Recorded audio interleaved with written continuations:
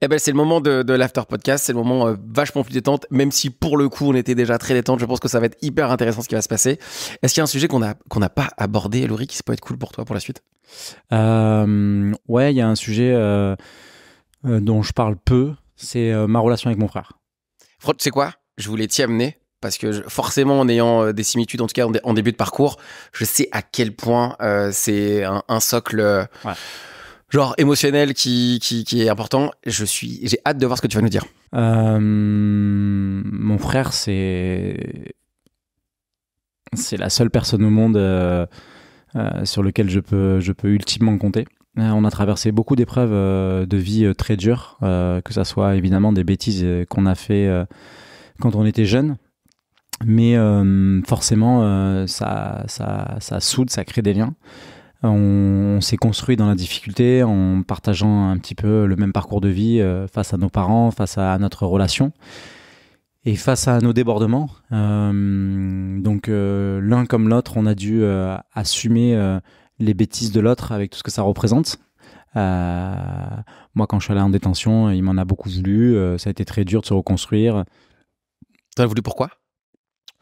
Parce que je faisais du mal à ma famille, parce que j'étais encore... je respectais pas le cursus classique. Mon frère, il a toujours compris tout ce que j'entamais à contre-coup. Ça veut dire que au tout départ, il me chiait dessus parce que ça marchait pas pour lui. Et puis quelques années plus tard, il venait me dire et puis il me dit mais putain comment t'as fait pour faire ça, pour passer à travers ça et tout. Et c'est vrai que c'est un chemin qui est très particulier qui nous a beaucoup rapprochés. Simon, c'est je sais pas comment on peut expliquer ce type de relation, mais c'est une relation fusionnelle extrêmement puissante où on parle d'un amour pour lequel on donnerait sa vie sans sommation et qui nous a qui a créé une relation, qui a créé en nous en fait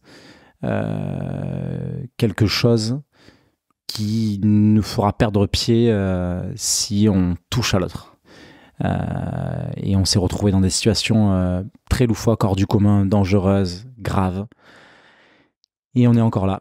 Tu peux nous parler d'une de ces situations ? Si tu peux.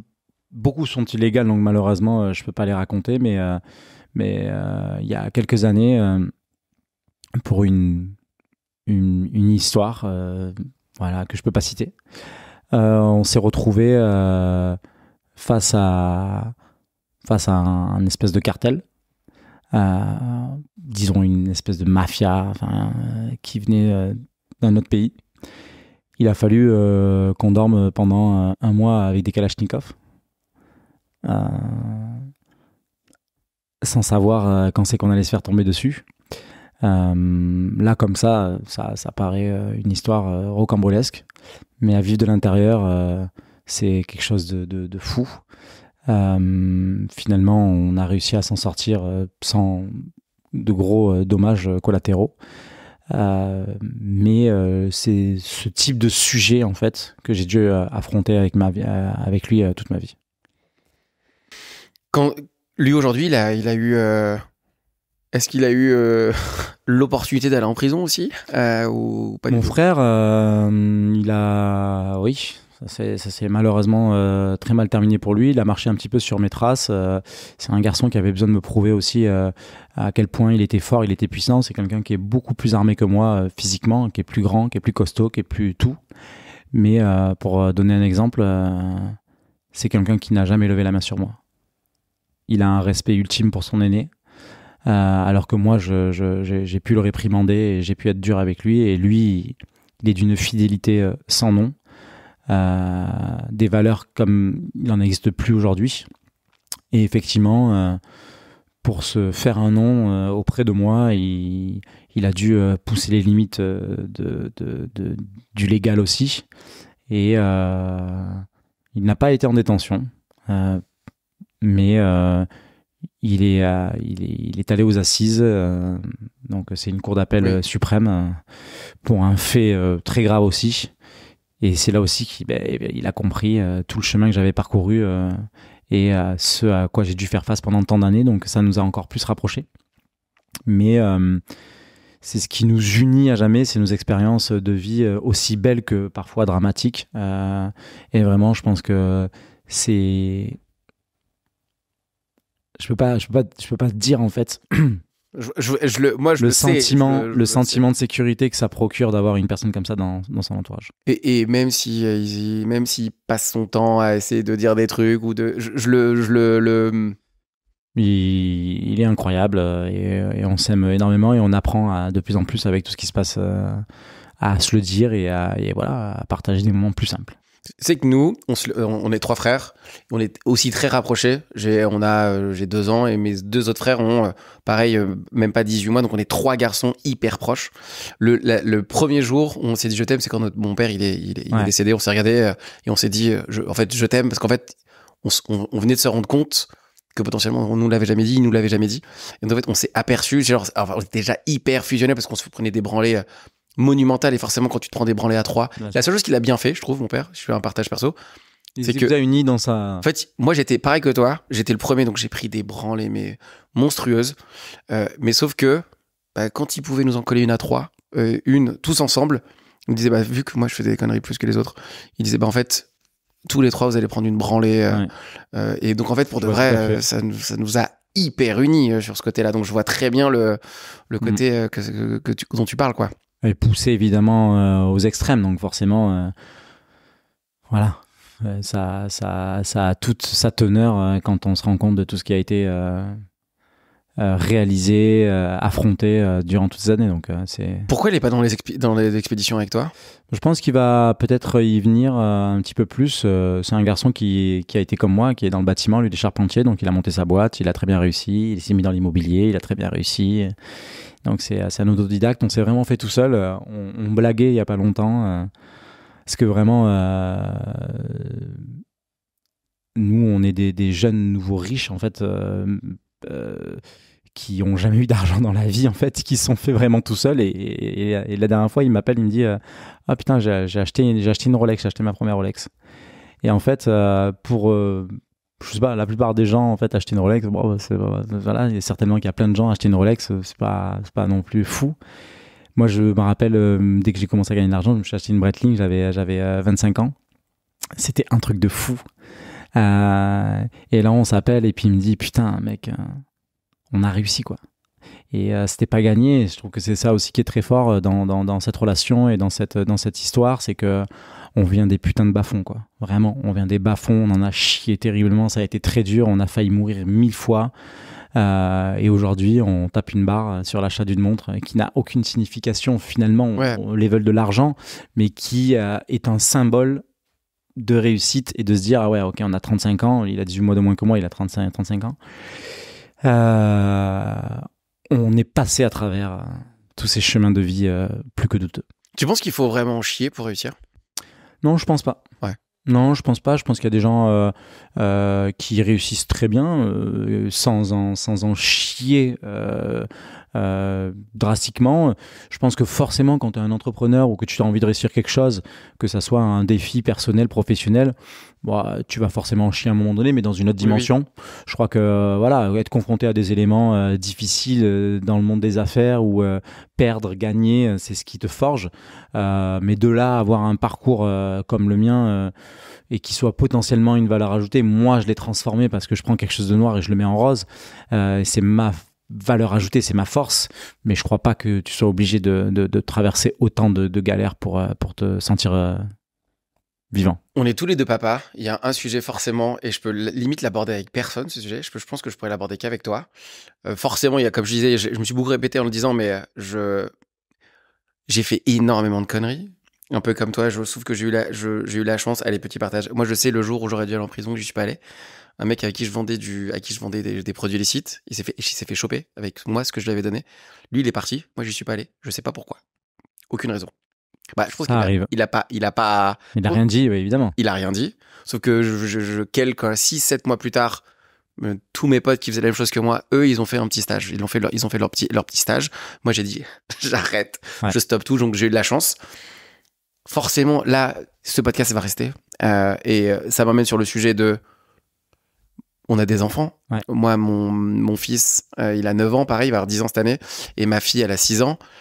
Ils passent leur temps à me poser des questions sur papa, t'étais comment quand t'es plus jeune?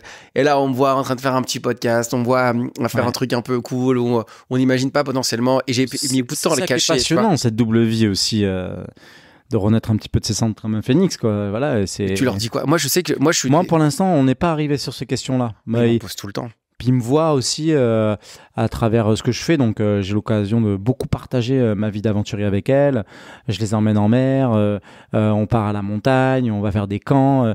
J'écris des bouquins avec beaucoup d'images. Je les ai écrits aussi pour mes enfants, les livres que j'ai écrits, pour qu'elles puissent se rendre compte de l'immensité et la dimension dans laquelle j'évolue.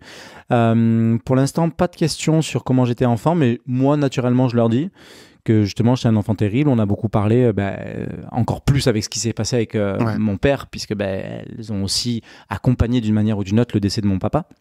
Donc on parlait de comment c'était avant, qu'est-ce qu'on faisait comme bêtises et tout ça, et voilà. Et aujourd'hui, moi j'ai 2 enfants parfaits, quoi. Je veux dire, des fois je leur dis les gars, enfin c'est 2 filles, mais je leur dis les gars, faites des conneries, quoi. Ouais, j'ai le même délire. Mais moi, tu vois, pour de vrai, j'ai peur limite de leur dire et qui ils se disent vas-y, on peut monter de niveau, genre non, je crois qu'il y a à cet âge-là, bien sûr qu'il y a une forme de compétition, mais il y a aussi une forme de respect. C'est genre ah ouais, ok. Je pense qu'à la préadolescence, dans l'âge dans lequel nos enfants vont rentrer, il y a un moment donné où c'est genre ah d'accord, ok, t'as fait ça, d'accord, ah ouais, putain, c'était quelque chose. Aujourd'hui, on le ferait plus, ou ça serait. Et je crois pas qu'il y ait vraiment cette prise de conscience pleine de se dire oula, c'était un ouf mon père et tout. Ça n'a pas vraiment de valeur pour l'instant, ça représente rien. Plus tard, ouais.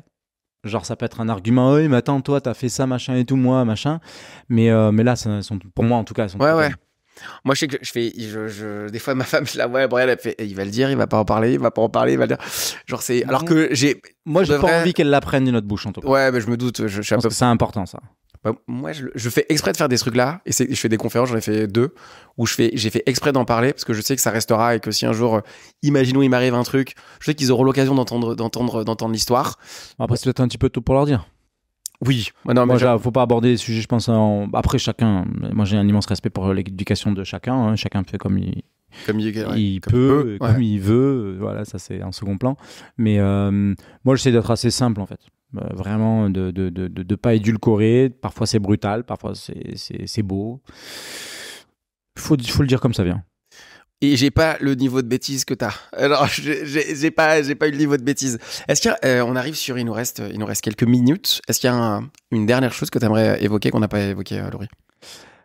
J'imagine qu'il y a 1 million de choses que j'ai pas évoquées, mais non, si ce n'est que je pars en vacances le mois prochain et que je suis ravi en fait de partir. Tu vas faire quoi en vacances? Je pars en Polynésie pendant 4 semaines.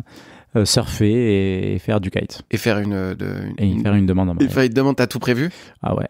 C'est vrai? Première fois de ma vie que j'organise des vacances, donc... On va essayer de prévoir ça. Non, carrément, non, mais en plus là c'est cool, parce que c'est un croisement entre vacances et puis en même temps un peu expé, un peu de montagne, un peu de bateau et tout, donc non, c'est un truc balèze. T'as le lieu, t'as tout? Il y a le lieu, il y a l'endroit, carrément, on va dans les îles, j'ai prévu tout un tour et tout, donc non, très content, mais même pour moi en fait, vraiment... c'était une année extrêmement chargée comme tu as pu le constater, donc partir en vacances, tu sais, les gens ils ont toujours cette image du waouh, la vie qu'il a et tout, ça a l'air incroyable, il fait que voyager et tout, ça a l'air fou et tout. En fait c'est un job, je travaille énormément, jusqu'à récemment je dormais très peu toujours pour bosser comme un fou et tout.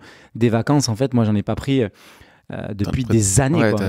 Quand ma compagne m'a dit je t'emmène en Tunisie la dernière fois pour faire des vacances, et je lui dis qu'est-ce qu'on va faire, elle me dit mais c'est ça les vacances, en fait il n'y a rien à faire.